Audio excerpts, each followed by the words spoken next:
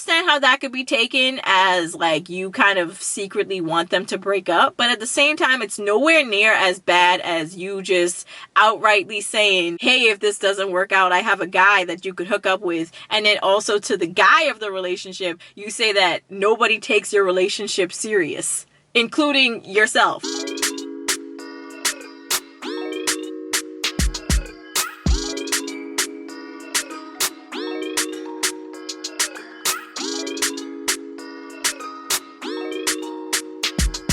Hey you guys, so editing Jada here real quick. I just wanted to let you guys know I did decide to now put basically kind of like my reviews and opinions about movies and TV shows that I've watched here on this second channel rather than my main channel. Occasionally you might see me do that on my main channel, but only if the content I feel is relevant to what it is that I discuss on that channel, which is probably more like culture, you know, different cultural issues and stuff like that. So, you know, regardless, okay, we are here because the majority of the stuff I watch doesn't really connect to that. So that's why I'm going to be posting it here, because I feel like you guys would probably enjoy it a little bit more.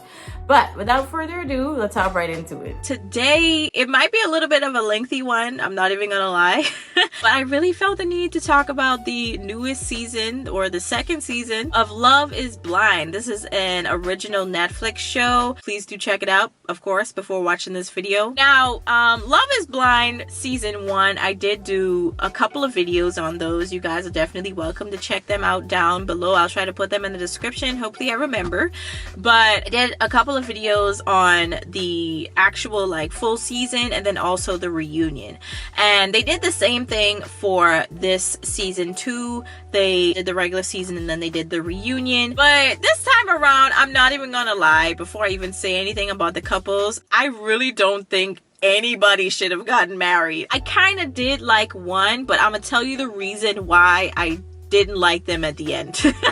Why I don't think they should have gotten married. Let me say it like that. Let's hop right into it. Of course, you guys should know, if you've hopefully watched the TV show before watching this video, Love is Blind is basically kind of like a dating show in a sense, but it's pretty much where they have strangers, okay, women and men that don't know each other. They're looking for love, so to speak, and they're basically coming into these rooms. They aren't able to see each other. They can only listen to each other's conversations, talk, and they're trying to see if you can make a connection with an individual without seeing them. Okay, and they're trying to basically prove if love is actually blind. And personally, I'm just gonna be honest from the jump, I don't really think love is blind. I'm sorry. I think the physical aspect of it, it isn't everything. Of course, you definitely want to have something below the surface that you connect with another individual on.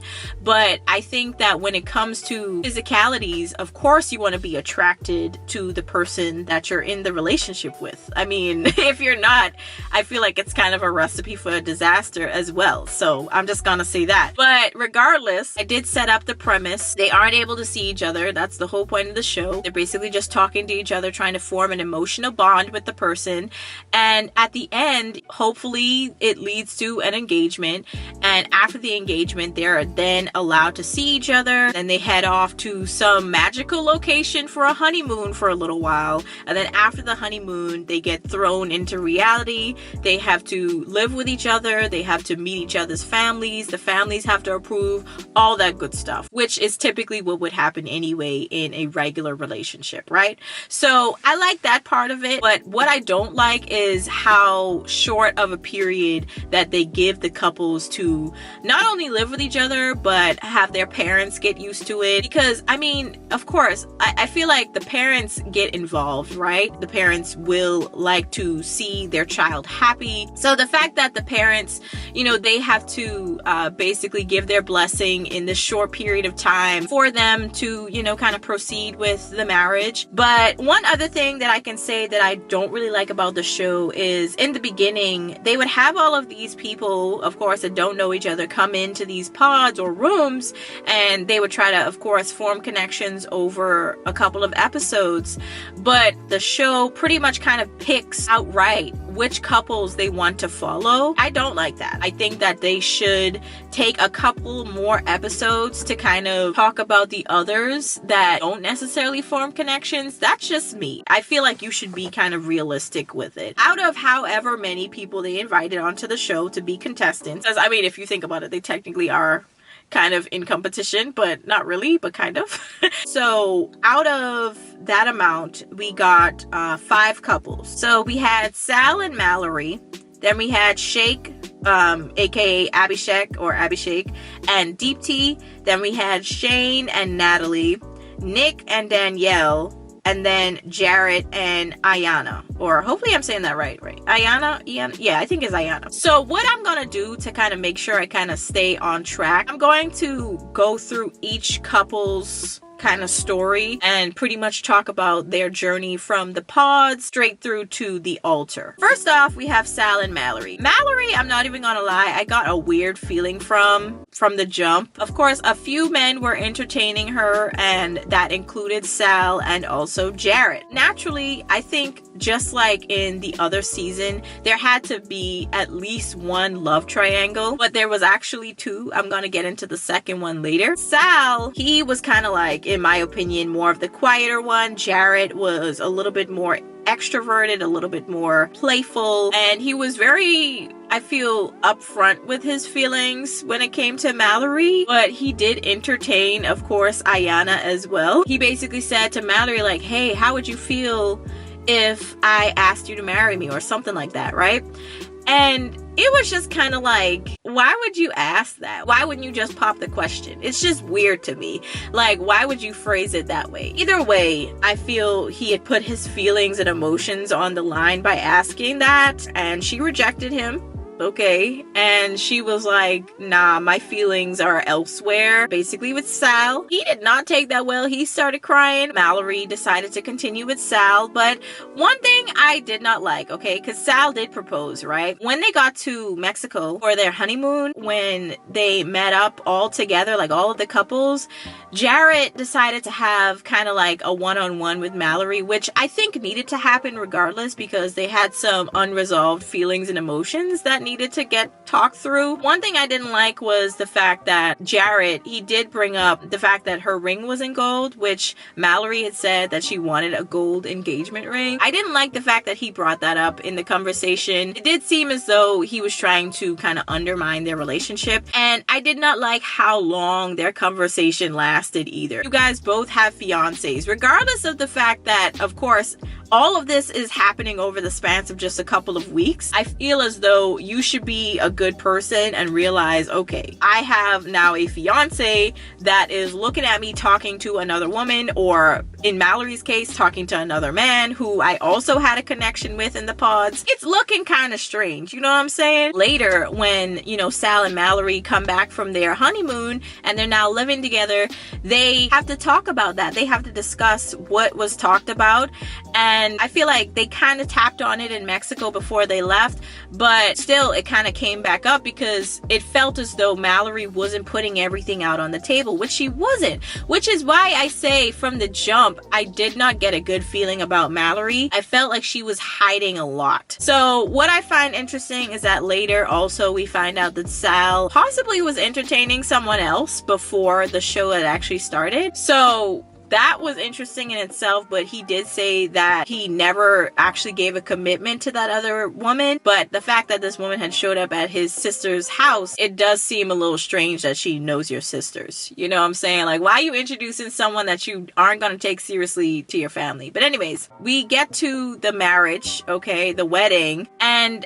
I already knew that Sal had second thoughts. I think that the entire relationship, Sal knew that Mallory wasn't really fully invested in their relationship. Like I said, Sal had the second thoughts, and he actually was like, hey, we can't get married. And I'm like, yeah, y'all really shouldn't. So I was happy about that. I was clapping, literally. I'm like, good for you, Sal. Good for you. Of course, I don't want to put everything on Mallory. Sal had his issues too, but regardless, I feel like you guys should just be very upfront with your feelings. And Mallory just wasn't. in my opinion. So I do want to add really quickly that I found it interesting though that they did actually decide to go on a date after the show, but they decided not to pursue things because they weren't really interested in each other. And I'm just like, yeah, duh. During the reunion, Sal did finally get a chance to talk to Jared about his feelings. The conversation that happened between Mallory and Jared, it was inappropriate. They did get a chance to watch it back because this did happen over a year ago and realize like, okay, this was not a conversation that should have been had. Yeah.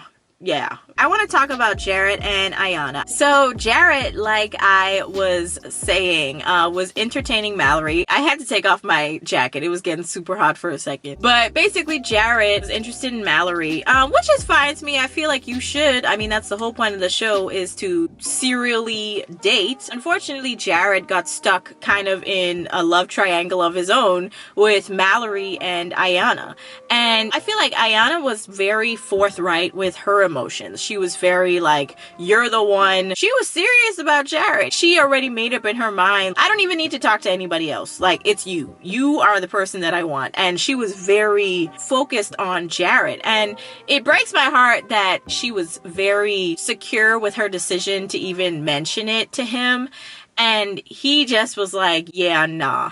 Because he was very much so still entangled with Mallory. And I really do think that he should have gone about that whole question in a different way. I just don't think that you should ask a question like, oh, how would you feel if I asked you to marry me? No, that was dumb, Jared. That was dumb. I think that's what Ayanna saw when he kind of had to fess up to her about what had happened before they eventually had the talk. I really felt bad for Ayanna. You asking that type of question is, like I said, basically just like you asking someone to marry you. And you're pretty much looking at Ayanna as a second option. I really do feel like she deserved better in that case. Jared should have just been kind of upfront and made a decision. Because he got rejected by his option A, he decides to go to Ayanna and be like, hey, do you still have feelings for me? And just kind of make a decision from there and be like, okay, I'm gonna marry her instead. I did not like that, but either way, they ended up getting engaged because he, out of nowhere, was just like, hey, you want to marry me? And she was in shock. Like, I think she didn't even really have time to really think about it and process it. I think she should have waited like a day and then come back the next day and be like, okay, I made my decision, yes or no. I think she just felt the need to say yes. But I wouldn't have. I wouldn't have even answered. I would have waited. But I just didn't like the start of their relationship. They headed off to the honeymoon. And then, of course, that infamous conversation that happened between Jared and Mallory. And Ayanna, she did seem like she was confident and that she was okay with them speaking. But at the same time, it does linger in your mind. Like, what are they talking about? And also, are they being honest with what they said they talked about to their partners? Is he being honest with me? Naturally, of course, there would be some insecurities there, but she seemed as though she was okay. I'm gonna say it like that. We head over into when they start meeting each other's families. I feel like Jared's family, they're very accepting of Ayanna. And then also Jared's dad was like, I want to do your wedding. I want to be the minister at your wedding.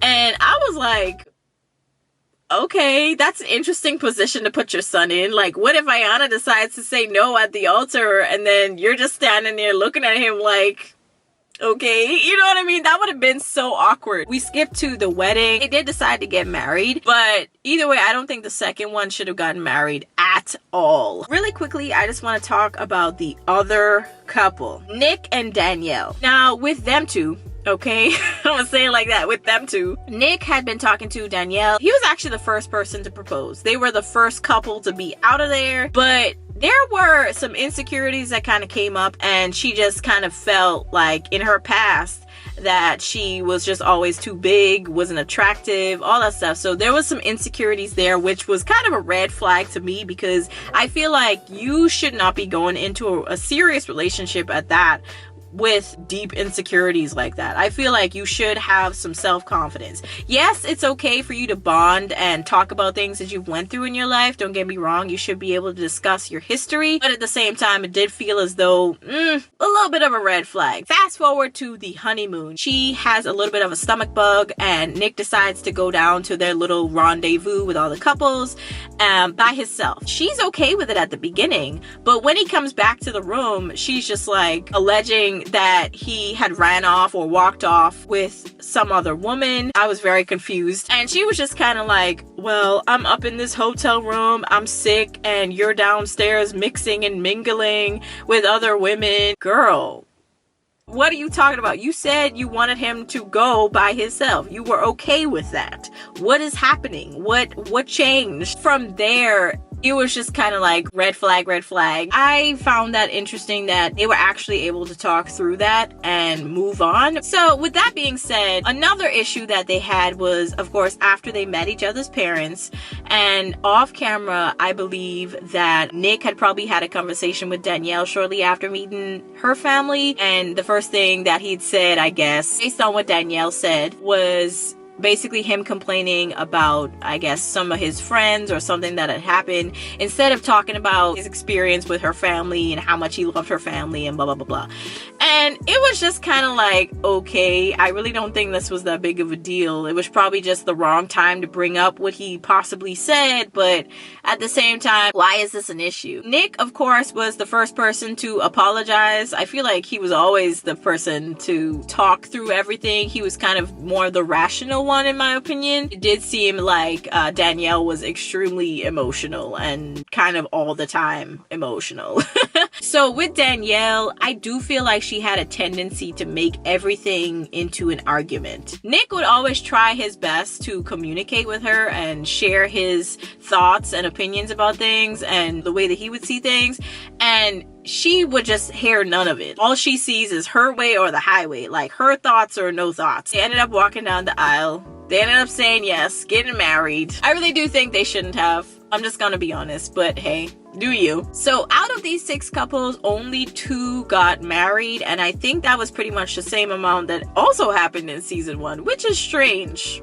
Very strange. But anyway, moving on. So real quick, I just want to talk about Shake and Deep T. I have to say, from the jump, I kind of knew that they weren't gonna end up together. From their conversations, it seems like they were kind of getting to know each other on a deeper level. But I do feel like Shake was, of course, a very physical type of person, especially the way that he would like ask certain questions and the way that he would go about certain conversations with Deep T. And I think Deep T kind of knew that he was kind of like a semi-superficial individual, but she tried to push past that. But I still don't think that they really connected like that. When they met, it did seem like Shake liked how Deep T looked, but then eventually we find out physically that he's really not attracted to her. So I thought that was kind of like fake on Shake's part, because when they first met, it did seem like he really liked her and that he found her beautiful and attractive and all that stuff.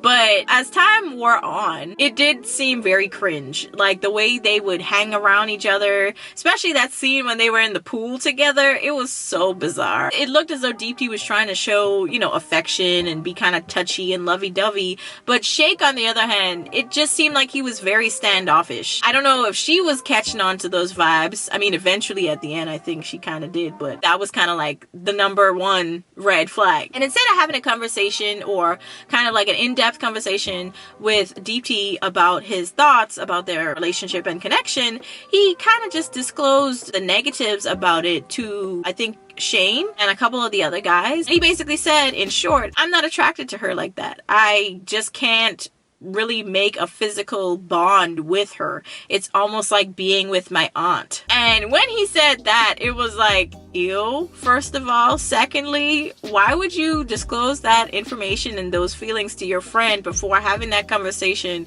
with that individual, with that significant other? They had to meet each other's parents. Of course, Deep T's parents talked very highly about her being very selfless, and also Shake, he also mentioned her being selfless. I feel that he might have been a narcissist, because whenever you have individuals that keep talking about how selfless a person is, usually it's because they want to take advantage. I understood what he was trying to do because it was a good characteristic that Deep T had. It's something that he loved about her, but I think there was a specific reason why he kept bringing it up.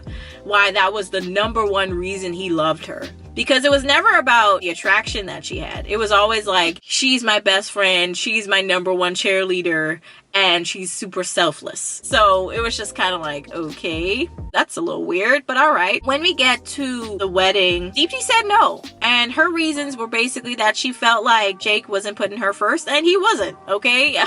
Because he wasn't really attracted to her like that, #1. And #2, he's probably all about himself. Like, I got that vibe. But when we get to the reunion, however, where I think things start to change for me in the way I viewed him, because I really didn't like him at first for a lot of reasons, like I mentioned. Where he kind of redeemed himself in my eyes was how truthful he was at the reunion. As much as he was getting on people's nerves for like constantly inputting his opinions, all the men naturally, because they don't want to be seen as the villain, they were just kind of trying to like put space between him and them. It was just kind of like, you know good and well a lot of what this man is saying is probably true.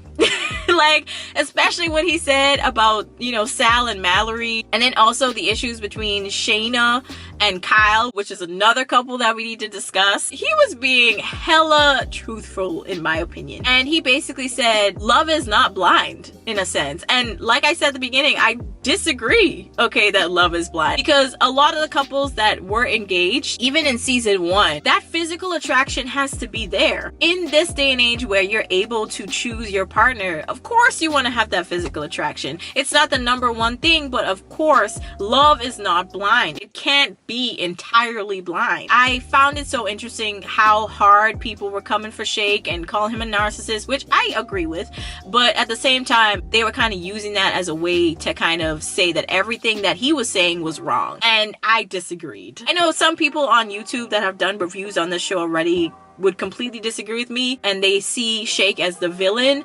Deepti, of course, deserved better. We know this already, but a lot of what he said was true. And when he, I think, touched on the whole idea of some of the couples just kind of wanted to continue being on the show. Well, not some of the couples, but some of the individuals within the couples, they just kind of wanted to continue being on the show. They didn't actually care about being with somebody. I really do think that's kind of true.